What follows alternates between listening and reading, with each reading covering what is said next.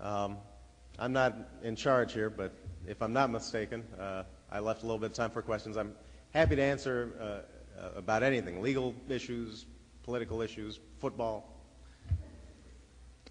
Yes, sir. I was interested in what you said, that it's much more difficult to identify an enemy. Mm-hmm. But I wonder if there aren't some pretty obvious enemies in our society.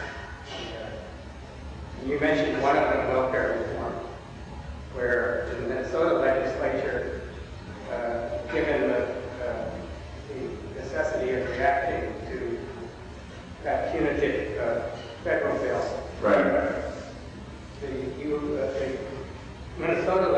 Minnesota Senate voted unanimously to pass the implementation. I'm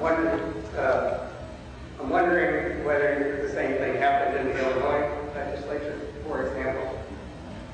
I'm wondering whether or not there's an enemy in the growing gap in the distribution of wealth in our country. Yeah. And those things are identifiable. They're clearly bringing our country to its knees, maybe not knees, but in terms of the moral climate of our nation. Well, so I'm wondering whether you want to talk about. Sure. No, I'll be happy. The ingredients.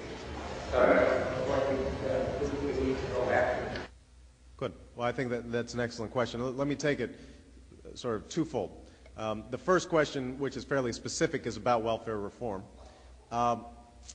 As most of you know, I think in 1996, the Republican Congress passed and President Clinton signed a welfare reform bill that essentially ended a 60-year entitlement to welfare.